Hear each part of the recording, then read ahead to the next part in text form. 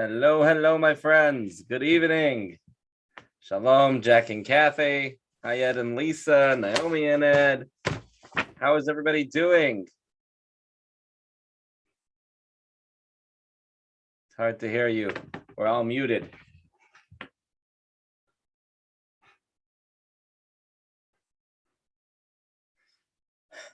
Is there flooding down by you, Ed and Lisa, and on Alaska? There is? You're muted. Let me see. The river is flowing, a lot of rapids, a little flooding on the other side, but we're in good position. We're a little higher on the river, so it doesn't flood where we are. Oh, good. Which river are you very close to? That's the Newaukum River. Oh, it's a different one. I want to equate this to the Great Flood. That's great. Wow. Hey, David, it's good to see you. Ed and Lisa, how was the end of 2021? The end of 2021, but was climatic. My wife's mother was very sick, but my wife got to see her 2 days before Christmas. She passed away. Oh, yeah. But they were alone together, and she passed, with my wife there holding her. Wow. But it's tough. I don't have any parents left. I'm a big help. Our family is a tremendous help, and my wife's dealing with it with some grievance, but that takes time to heal. But we're all here to help her. Wow. Please send her my warmest feelings of comfort and support. God should strengthen her, as this is not an easy time. It must be a really, really challenging time for her. Yeah. But it was her time. She was in and out of under a lot of medication for many, many, many, many months. And we all have that time coming. She went in peace. And my parents went in peace, and that's the way I plan to go too, in peace and happiness. God bless you, Ed, with many, many happy, healthy years together with Lisa. And stay tuned. We're looking forward to inviting you to our children's weddings, and we expect you to dance. So stay healthy. Oh, I plan. My wife and I plan to live to be 120. There we go. There we go. Yeah. Her mother was 91. Her father's still alive. He's doing great. He's 97. Kanina Hora, that's great. Yes. 97. And thank you. It's a young man these days. Yeah. Hello, Naomi. Good to see you. Hello, Rob. Hi, John. Shalom to everybody who just joined. How's everybody handling the rain? John, is there flooding near you? There is two rivers, the Newaukum and the Chehalis, and they could be historic record floods, they say. So it's pretty wet down the valley. Wow. Are you higher up, or you have to? Yeah, we're way up on top of a hill. Don't slide down on me. Hopefully, I hope you guys are all stay safe in this weather. I was driving around tonight, and even these streets by us are really, really loaded up with water. Really, pretty crazy. Yep. Yeah. It is wonderful to see everybody, to study Torah together again at the beginning of 2022. Let's make it an amazing year, a year of great, joyous Jewish growth, hopefully good health for everyone. And I hope and pray that everyone here stays healthy. And I hope and pray that all those in our community that are not doing well should be blessed with good health and a speedy recovery, and no need to visit any hospitals. Not a good place to be these days. We're in the winter right now, but this week's Torah portion is telling us about Passover. It's time to talk about Passover. It's that time of year. We're finished with Hanukkah, finished with New Year's, We finished with our Chinese food. Time to move on to Passover. We're going to talk about Pesach because that's what this week's Torah portion is all about. It tells us the story of the Exodus. And we're going to take a look at a part of the story that doesn't get too much attention usually. Usually we speak about the plagues, we speak about the Seder night, we speak about the splitting of the sea. Often in our Passover discussions, we overlook this. We don't overlook it, but it's not such a focus of this minor holiday, which takes place just a couple days before. So this week's Torah portion, it is when God starts giving the first commandments to the Jewish people. God tells them to start a Jewish calendar. God tells the Jewish people to get ready to leave Egypt. The plagues aren't over quite yet, but already God is saying, get a sheep ready. You're going to have a Passover celebration before they even left Egypt. That's one of the cool things about Passover, that it's got a double meaning and relevance, because on one hand, the Jewish people were already celebrating this kind of evening with a lamb and with matzah and bitter herbs while they were there already. And then once the Jewish people left Egypt, we continue to celebrate this every year with the subsequent miracles in mind to remember what happened as we left Egypt. One example of that is that we're going to take a look in a moment. We'll see how they were commanded by God to eat matzah in Egypt before they even left. Often we think about the phenomenon of the matzah was that they were leaving in such a haste. There was no time for the dough to rise. They had to bake it while it hadn't risen yet. But even before they had left, God already commanded them to eat these unleavened breads, these matzah cakes, because there's more significance to that than just leaving Egypt in a haste. So there's a lot of interesting things that we're going to learn about. And I'm looking forward to delving into this issue and hearing your thoughts about it. Feel free to chime in with comments, questions. If you're following the weekly Parsha, which I know some of you here are, feel free to share any questions you might have. And hopefully we can all enjoy some powerful, relevant lessons as well. So we're going to start with source number one. This is from the Torah portion.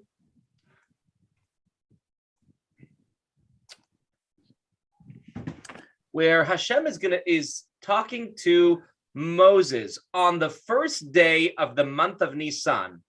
So Passover is always celebrated on the 14th and 15th. That's the middle of the Hebrew month. That's when the Jewish people actually left Egypt. But before they left, God tells them some instructions in advance. And God is telling them what they should prepare themselves to do. Let's take a look at this. Speak to the entire community of Israel, saying, on the 10th of this month, let each one take a sheep for each extended family, a sheep for each household. Hold it for inspection until the 14th day of this month. The entire community of Israel shall then slaughter their sacrifices in the afternoon. They must take the blood and place it on the two doorposts and on the beam above the doors of the houses in which they will eat the sacrifice. Eat the sacrificial meat during the night, roast it over fire, eat it with matzah and bitter herbs. First thing I want to point out is you'll notice how Hashem gives them a commandment to paint the blood on the doorpost. What's that all about? Well, the Jewish people were still slaves in Egypt at this point. They did not have a central meeting place, a holy temple, a tabernacle. There was no central space. When the Bet HaMikdash was established, when the Mishkan was established, the people would bring their sacrifices in the Beit HaMikdash. You wouldn't roast the Paschal lamb in your own house. You would bring it to the Holy Temple for the sacrifice to take place. Still, every family had to bring their own lamb, etc. But when they brought it to the Holy Temple, part of every sacrifice being sacrificed was there was a part of the ritual was sprinkling of the blood. And in this instance, because they were still living on their own, there was no central meeting space where the rituals were happening. So the sacrifice took place in the home, kind of like the way we do it today. The house is like a mini holy temple. The table is like the altar. So they roasted the sacrifice, and the door is where they smeared some of the blood as part of the ritual of the sacrifice. So that's where that comes in. It also served another purpose, which is that the night when the Jewish people took the lamb and they ended up eating it, that was also the night of the last plague. Anybody know what the last plague was? Death of the firstborn. The firstborn. Yes, you got it. Spot on, Robin. Naomi, I saw you mouthing it, and John, it seems like you had a death of the firstborn. So when God's angel of death was going through Egypt looking for a firstborn, God skips over all the houses which have blood painted on the doorposts. That was a sign of it being a Jewish home. There's more to this story, and it's quoted in Code of Jewish Law. Let's read this. Let's read this as quote from Code of Jewish Law, source number 2. Oops. We call the Shabbat that precedes Passover Shabbat Hagadol, the Great Shabbat, because a great miracle occurred on that day.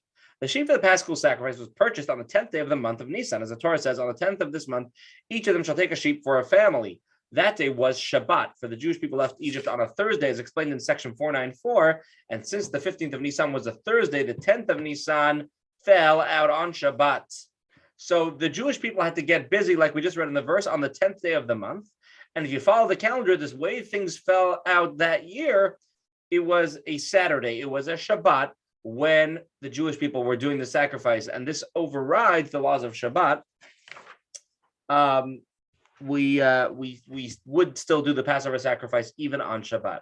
So a great miracle happened, and every year we celebrate a mini holiday right before Pesach. You may or may not have heard of it, and it's called Shabbat Hagadol, the Great Shabbat. And there's actually certain things we do to celebrate it before Passover. And most people know about the Seder, but many people don't know about this little holiday which happens right before and what we do to observe it, which is a special miracle that we commemorate on the Shabbat before Passover, which in the year of the Exodus was the 10th of Nisan. Now, because of our calendar, it doesn't always work like that. Sometimes the Shabbat before Passover is not the 10th, it's the 11th, it's the 8th, the 9th, depending on what day of the week Passover falls out on. However, we still commemorate this on Shabbat, and we'll talk about that more in a moment. Okay, so it continues in the Code of Jewish Law. This is the rest of the story. When the Jews took the sheep for their Paschal sacrifice on Shabbat, the Egyptians, the firstborn, gathered around and asked the Jews, "Why are you doing this?" Now, you have to remember, it was really extraordinary that they were taking sheep and slaughtering it, or dealing with a sheep that they're going to kill. The Egyptians looked to the sheep as a kind of deity. So this was a whole extra part of the story. It wasn't just a technicality. They needed an animal for a sacrifice. You could use any kind of kosher animal, so they used a lamb. The lamb, the sheep, was respected in Egypt as a deity. So the Egyptian firstborns, they were the leaders. They were leader figures, the firstborn of the family, especially in the culture of that day, leader figures in society. So the Egyptian firstborn gather around them, and they're asking the Jews, "Why are you taking the sheep? Why are you handling our deities? What are you doing with the sheep?" So the Jews answer, "It is a Paschal sacrifice to God, who will soon slay every firstborn of Egypt." What an answer! The firstborns are asking, "Why are you taking our gods and disrespecting them?" And the Jews are saying, "Well, your day is coming, and that's why we're doing this." Now, they've been through 10 plagues. They've been 9 out of 10 plagues, I'm sorry. They saw that Moses and God had kind of a good track record. So they get nervous. The firstborn of each family begged their parents and Pharaoh to release the Jews, but they refused. And the firstborn waged war against Pharaoh and his supporters and slew many. The verse to strike Egypt with their firstborn alludes to this. The Torah tells us that, and we say this in the Haggadah as well, we say Lamakeh Mitzrayim Bivchorehem, that one of the praises of God that we give during the Seder is that you struck Egypt, check this out, with their firstborn. It doesn't say you struck the Egyptian firstborn. It says you struck Egypt with their firstborn. This is an allusion to the story that took place, that the firstborn actually caused kind of a civil war in order to try to get their way and spare themselves from the last plague. So that was a big miracle. Why was the big miracle? Because here the Egyptians themselves are fighting each other. It's like, you know what they say? They say, what do you say when two of your enemies are fighting each other? I wish you both success, right? So when you see that the Egyptians are starting to are starting to challenge each other, that is a great miracle, a super miracle, because they are themselves bringing each other down. Now, I know it sounds horrible to hear about the slaying of the firstborn, because all you can picture in your mind are, innocent or, just regular people being slain, being, just put to death just because they're firstborn. But you have to remember that in the Egyptian society of the day, the Egyptian firstborn were at the forefront of the sadistic treatment of Jewish people. That's why they were struck, because they were at the forefront of torturing our ancestors back in Egypt. They were really, really busy with awful, immoral, cruel behavior all the time. So the rabbis established the commemoration of this miracle for the future generations in the Shabbat preceding Passover, and so they called it Shabbat Hagadol. They called it the Great Shabbat. So why do we establish this holiday, this mini holiday on the Shabbat before Passover? Before we delve, there's a lot of things that we have to understand over here. But there's this holiday happened. Sorry, this miracle happened on the 10th day of Nisan. It's interesting that unlike any other Jewish holiday, we celebrate it on the day of the week that it happened. It happened to be a Saturday that year, but this year it's not going to be a Saturday. Why did the rabbis establish it that way? Well, the reason is because the 10th of Nisan is also the day that one of the greatest Jewish people that ever lived died. One of the greatest Jewish people to ever live died on the 10th of Nisan. So it would be kind of disrespectful to have a holiday, a mini holiday, a Jewish Egyptian Civil War commemoration day on the day that this person passed away. Does anybody know who passed away on the 10th of Nisan? John, I can't hear what you're saying. Okay. Miriam passed away on the 10th of Nisan, and she was a major figure for the Jewish people leaving Egypt at the time. Matter of fact, it was called the water of Miriam. The water that they had in the desert was all because of Miriam, Miriam Hanaviah, Miriam the prophetess.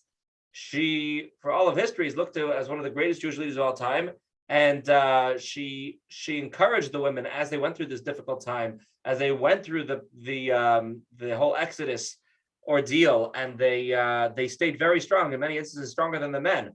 Miriam, in Miriam's name, we had the well, the water that miraculously accompanied them in the desert. But when she passed away years later, the water ceased. The Jewish people didn't have water. That's how big of a deal it was.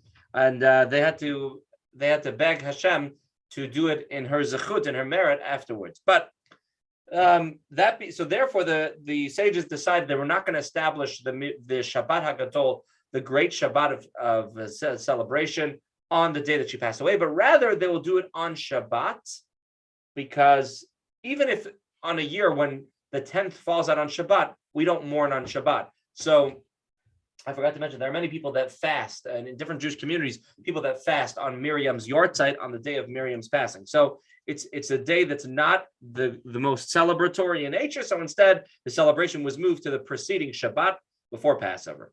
All right, very, very interesting stuff. The Medrash expounds on this story.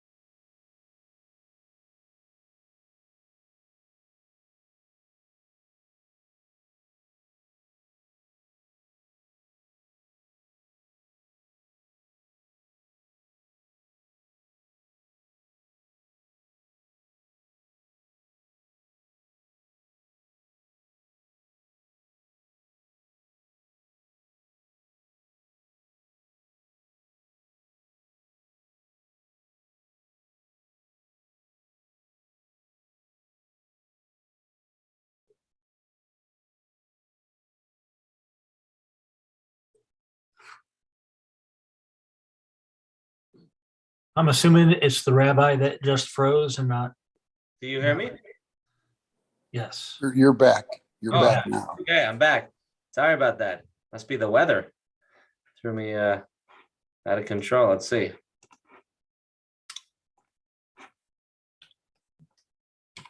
All right. Where are we? So the Medrash Taylor, that's where we were. We're talking about the firstborn's fear that this plague is going to happen because 9 out of 10 plagues have already happened. Well, the fathers say, sorry, kids, the Jews are not leaving. So they went up to Pharaoh. What did the firstborn do then? They went screaming to Pharaoh, we beg you, let this nation out. Because of them, evil will befall us. And you, Pharaoh, are also a firstborn. They reminded Pharaoh that he's a firstborn. Pharaoh refused, and he told the servants, go cut off their legs. In other words, he said, go, the fact that they have the audacity to come and tell me to release the Jews, the firstborn should be punished then. What did the firstborns do then? They immediately went out to take their swords and they killed their fathers, as the verse says, to strike Egypt with their firstborn. It doesn't say to strike Egypt's firstborn. Instead, it says with their firstborn, which alludes to the 600,000 Egyptians that were slain by the firstborn. So that was quite a bloodbath. A lot of people lost their lives that day. The beginning of the end was already taking place on the 10th day of Nisan, when the firstborn realized that their end is near, and they tried to take action to avert the severity of this plague and to have the Jews leave before. But instead, Pharaoh stayed strong that he would not let the Jewish people out. And there ended up being kind of a civil war in Egypt, and 500,000 Egyptians passed away on this day. So therefore, firstborn males. That's correct. Firstborn males. So on this day, we have Shabbat Agadol. It is customary to read the Haggadah on Shabbat after afternoon services. We sit down, every person in their own home, and we read the Haggadah. And also, it's a rabbi's favorite weekend. There's 2 times Code of Jewish Law says the rabbi should give a long sermon, and this is one of the Shabbats that you're supposed to do that. So mark your calendar if you want to. If you don't want to, only stuck with a long sermon, that's a good week to skip services. No, I'm kidding.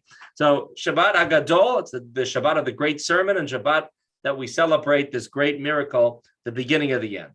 All right, that's what we read about in this week's Torah portion. What's so great about this miracle? The unique feature of this great miracle that occurred on the Shabbat before Passover is that the killing of the Egyptians was performed by the firstborn Egyptians themselves. As the verse states, to strike Egypt with their firstborn.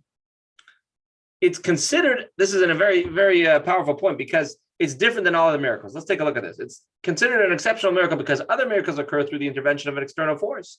For example, the plague of the firstborn occurred when God struck all of the firstborn in the land of Egypt. Similarly, regarding the miracle of Purim, Haman's decree was thwarted not by Haman himself, but by Mordechai and Esther, operating through the natural guise of Esther, requesting it from Achashverosh. The same is true regarding Hanukkah when the Hasmoneans defeated the Greek Empire. This is true in many more cases in the battle between nations. When one rises, the other one falls. So the story of the civil war that took place here is a miracle of a whole other kind. Because typically when we celebrate things in the Jewish calendar, they tried to kill us. We won. Let's eat. This is a whole different story. Here, the Egyptians themselves were challenging each other and ended up taking care of each other. So, because they were so upset, but that ended up alleviating the pressure that existed on the Jewish people. So the miracle happened differently. It wasn't that Hashem came and made a miracle, or that the Jewish people stood up and they were victorious. Here, the Jewish people stood on the side and their work was done for them. The miracle of Shabbat HaGadol, however, occurred through the Egyptians themselves. The handle of the axe comes from the forest itself. This is a passage from the Talmud when you say, the irony of a situation, how the salvation of the Jewish people came from the Egyptians. That an axe, when you want to chop down a tree, you need a piece of wood for the handle of the axe. Otherwise, you can't have a usable axe, right? That's one of the tricky things about making an axe, is that in order to have an axe, in order to chop down a tree, you need an axe. In order to have an axe, you need to have a piece of wood from a tree. So the first axe, how that happened was pretty miraculous. Bottom line is, this is a very special kind of miracle. The firstborn Egyptians, the choicest and most powerful people in Egypt, were the ones who struck Egypt. This represents the absolute abrogation of the natural order, and it is therefore termed a great miracle. So, on one hand, we see that the prelude to Passover, which our Torah portion tells us about, was a great miracle. We commemorate it every year on the Shabbat Gadol before Passover. What we learn about it is, however, that it was different than typical stories that befell us in our history, because it was the Egyptians themselves solving our issues. However, when we experience a miracle of such great proportions, it is really appropriate to reflect on what we might have done, or what Jewish people at that time might have done in order to merit that. Because ultimately, nothing happens by accident. For example, when you get a gift from somebody, it's not like you were expecting that gift. You never purchased that gift. Maybe for your spouse's birthday, you were expecting it. But, it's not that when we get gifts, it's totally initiated by the giver. Ultimately, most people are not giving random gifts to people they don't know. Typically, a gift happens because there's an existing relationship.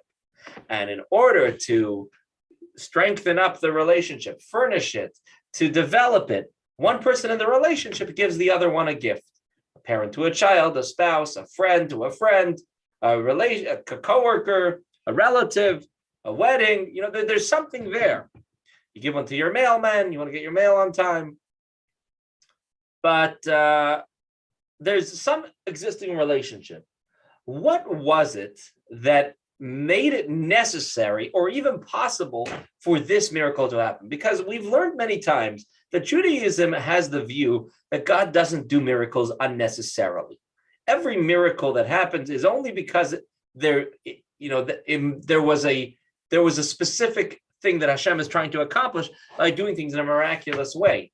Ultimately, God created nature because he wants this world to run naturally. And for us as human beings, a free choice to make the decision to discover God in nature and reveal God in nature, and in our everyday life, make the good choices, to have an equal opportunity to do good and to do bad and to choose good. When you do a miracle, there's no way you can choose bad, because when you see a miracle, it's like, oh my gosh, right? Obviously Hashem is in control.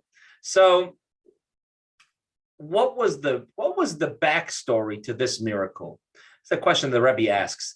Ultimately, yes, it was the Egyptians in a fight with each other, but why did this story have to happen this way? Why did there have to be a civil war? Why did this miracle, like the fact that the Egyptians should be killing each other after 210 years of being a united front of cruelty to the Jewish people, why did it have to happen this way? So there is something amazing that the Jewish people did right around that time, which perhaps is the trigger to this amazing miracle. What are we talking about? Let's take a look. Let's take a look at some of the texts over here. And I think we might be able to glean some terrific insight and some practical lessons. Okay, so again, this is the quote from the Sanhedrin. Talmud says, this is the people say from and within the forest comes the axe to it, as the handle for the axe that chops the tree is from the forest itself. All right. What did the Jews do to deserve this great miracle? However, everything in this world is affected by the divine service of the Jewish people. Every godly intervention is the result of our behavior in this world. Even a miracle which transcends our abilities and thus seems unrelated to our divine service requires some form of related action on our part. This concept is expressed in the teaching that God's presence only rests in a perfected place. It is therefore clear that the great miracle of the Shabbat before Pesach must also have been preceded by some form of human endeavor. And what might that be? Here, the idea of a gift is brought up, like I just explained. Although a gift comes solely through the desire of the giver and the receiver undertakes no commitment in the transaction, nonetheless, as our sages say, if he, the giver, had not derived some pleasure from the recipient, he would not have given the gift. Ultimately, the gift is a result of the receiver's action. A gift is only given to someone who is worthy of it. It is still, however, called a gift an unearned object. The recipient only caused pleasure to his friend, causing by extension the giving of the gift. He didn't compel the gift, nor can he demand it in return for his deeds. It is up to the goodwill of the other individual. In other words, the gift does not directly correlate to the endeavors of the recipient. So let's take a look what the Jewish people did. They did something amazing. What did they do? That lies in the story of our Parsha of the Jewish people taking the sheep. it's important to realize the Jewish people, when they were at the end of 10 years in exile, they were in a really rough spot. Spiritually. They were in a really rough spot spiritually. They had very much sunken into the Egyptian culture. They were very much living in the manner of Egyptians. There were many Jewish people that took to a life of idolatry, that weren't faithful to their marriages, that weren't honest people. They were still being enslaved. They were treated awfully. There was real generational trauma over there. But ultimately, many Jewish people were not living in a clear, kosher, pure, meaningful mindset. That's the reality, the way it was. You're living in a place like Egypt, and you're being enslaved, and you're surrounded by just tyranny. It's very hard to keep your values up. There were certain things the Jewish people stood strong to. They always kept their language. They kept their Jewish names. They kept their unique mode of dress. They didn't take on the Egyptian dress.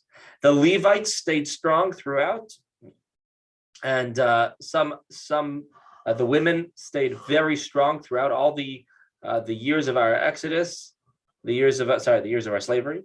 But ultimately, there was a general atmosphere that wasn't kosher. It didn't smell very good spiritually. What made the Jewish people be meritorious of all these miracles that happened that we celebrate to this day, that ultimately Hashem took us and rehabilitated us and made us a people that was focused on living a life of good deeds and Torah, etc. Let's learn a little bit about that, and we'll tie into the story of taking the sheep. The answer to this is given by the Alter Rebbe in his Code of Jewish Law.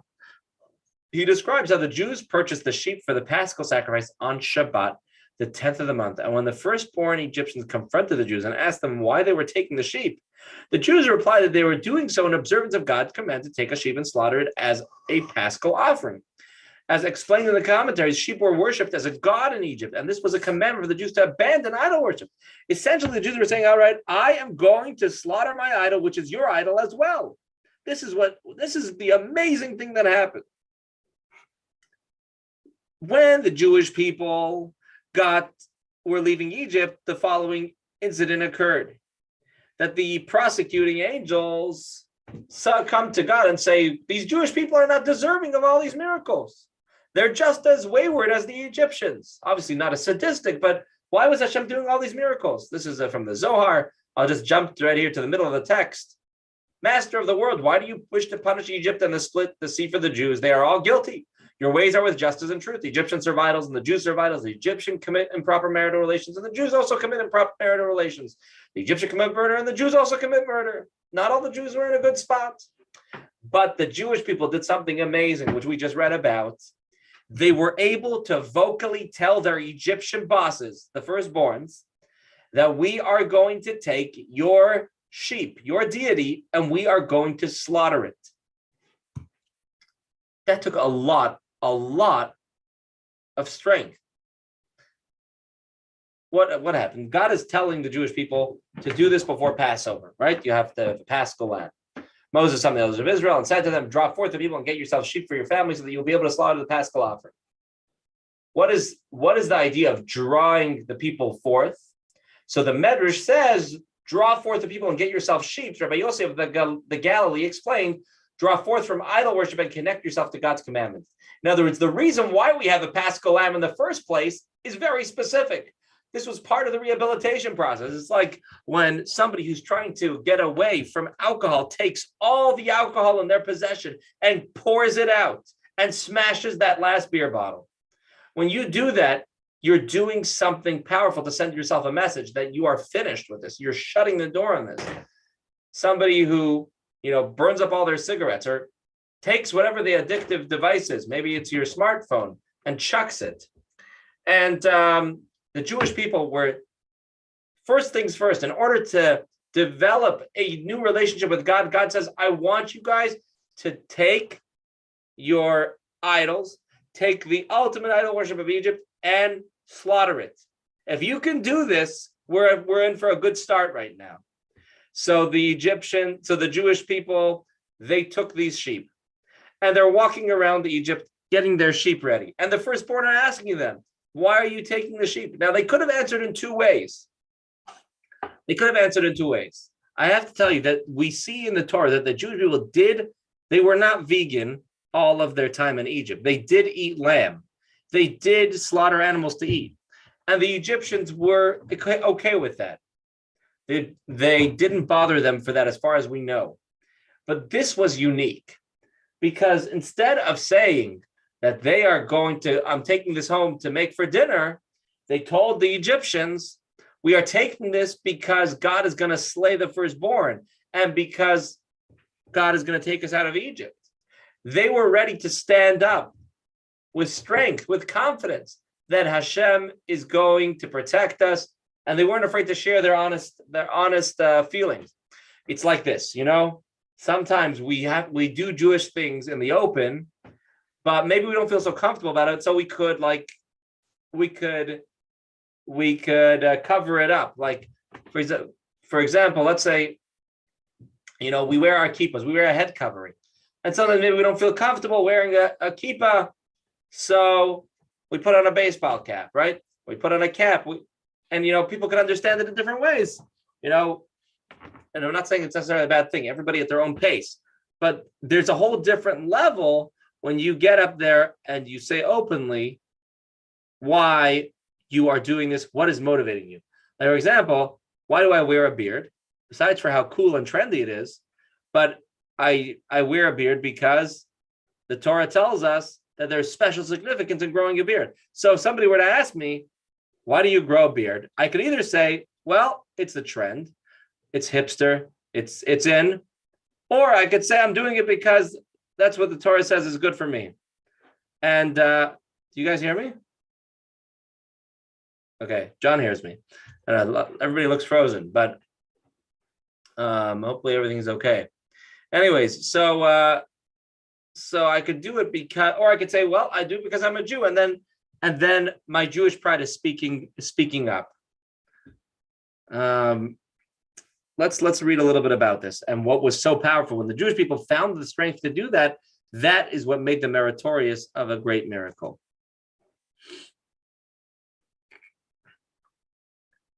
Every Jew took a sheep as a Paschal offering and tied it to their bedpost. The Egyptian asked them, what is this about? And they responded to slaughter for a Paschal offering upon God's command. The Egyptian watched helplessly as their God was being slaughtered. What changed now? The Bach famously asks, the Jews ate meat throughout their time in Egypt, as we find that Moshe said to Pharaoh, we will go with our sheep and cattle. This implies that the Jews owned animals and would slaughter and eat them. They obviously couldn't eat meat together with the Egyptians because the Egyptians could not eat bread together with the Jews. They considered it an abomination. But the Jews themselves consumed meat while they lived in the Egyptian region of Goshen, not just during the lifetime of Joseph, but throughout the 210 years of slavery in Egypt. The Egyptians were fully aware of this. What was then unique about Shabbat HaGadol when the Jews said they were going to slaughter a sheep? Why did this silence the Egyptians? What was so different? Because they were proud of the fact that they were slaughtering the sheep. They were open about it. It's a statement of faith. The answer is that throughout their time in Egypt, the Jews explained their meat consumption by saying that they also like meat.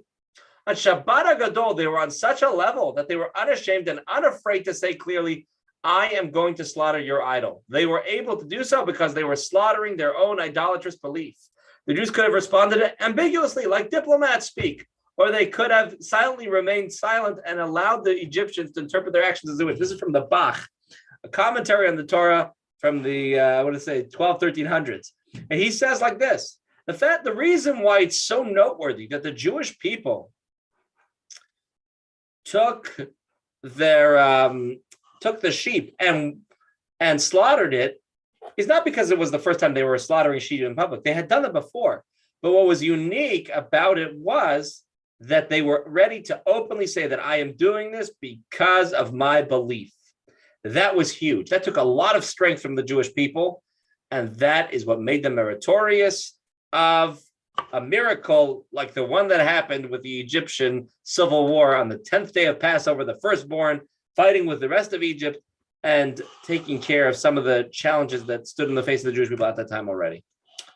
But the Jews, text continues, were unashamed and unafraid and stated clearly they were going to fulfill God's command to abandon idol worship and slaughter the Paschal sacrifice, slaughtering the God of Egypt. They did so even though they were still in Egypt, knowing that they still had to wait a few days until the great miracle of Egypt being struck with its firstborns.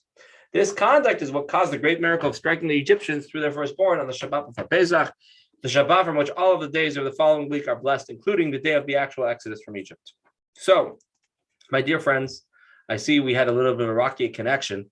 I hope everybody was able to get in on the message of this part of the parsha. But essentially, what this part of the story of Passover can serve as a reminder of is that when possible, we can trigger great things by being proud and open about our faith. You know,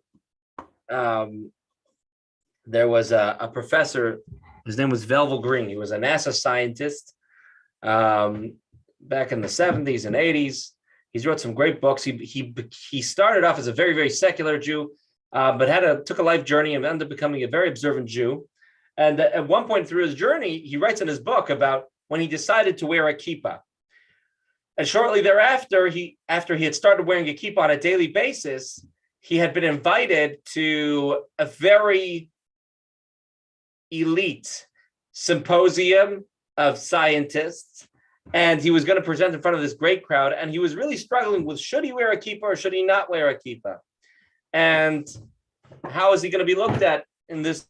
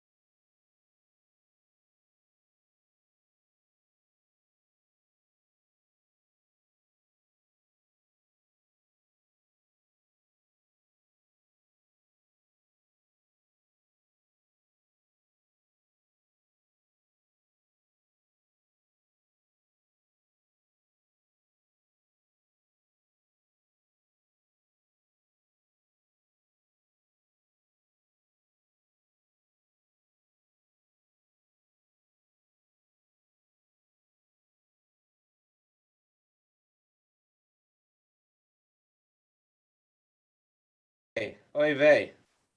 I don't know what's going on over here. I am sorry about these connectivity issues. Do you hear me now? Okay, I don't want to schlep this on any longer. Rob, have you been able to hear anything over the last 15 minutes? Yes. Okay. I'm sorry for this technical issues. I'm not sure what it is. I don't think it's on our technical side because we've got pretty robust technology here. Maybe it's Zoom being affected by the weather. Who knows? But I want to just conclude with a thought about this idea that the Jewish people, they were. Rabbi. Yeah. Did the scientist wear the kippah to the speech? You'll have to go to sleep without knowing the answer. No, I'm kidding. So what happened? What happened in the story? I don't know if everybody heard the story, but basically the fellow, he was struggling. Should he wear the kippah to the speech or not? So in the end, he decides, you know what? That's it. I made a commitment. I'm going to do it.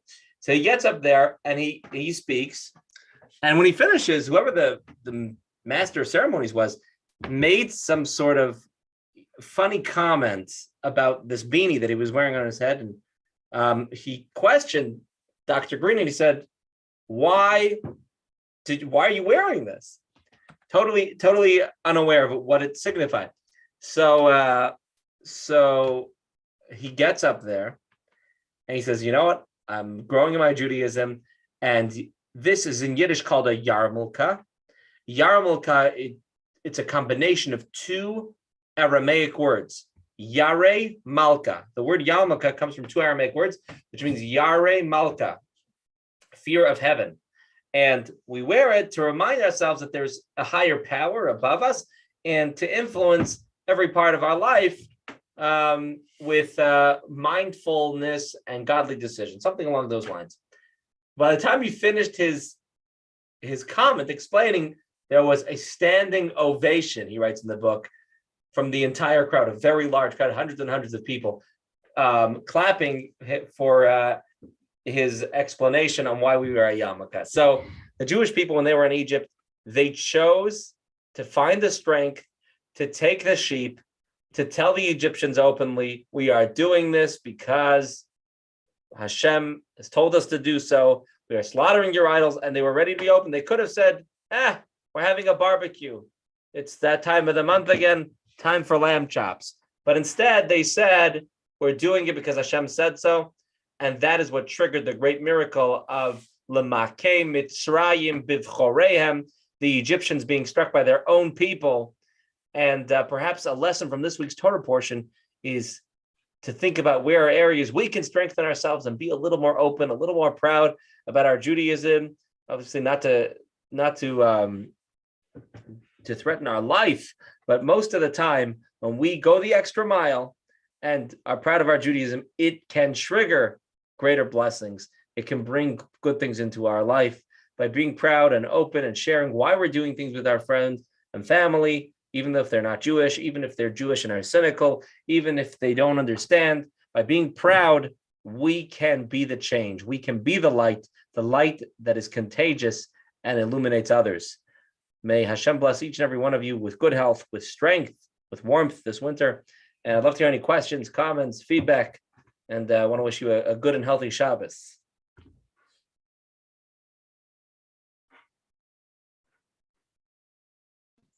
Good Shabbos all. Good Shabbos. Thanks for bearing with us. Stay dry. Stay safe. Stay safe. Carry an umbrella. Are we allowed to use those here? One time I used an umbrella here on the street, and I noticed, even though it was very heavy rain, I was the only one using an umbrella. Yeah. And then somebody came over to me and said, "Are you from out of town?" No, I'm kidding. That's how I felt, though. I see people wearing shorts, so an umbrella should be okay. Yeah.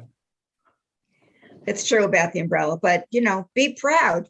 Be proud, exactly. Be proud. Be proud. If you want to stay dry and safe, carry an umbrella. Proud of your New York heritage, We New York, we can do anything. We can do, exactly. Good Shabbos, bye all. Good Shabbos. Good Shabbos. See you next time.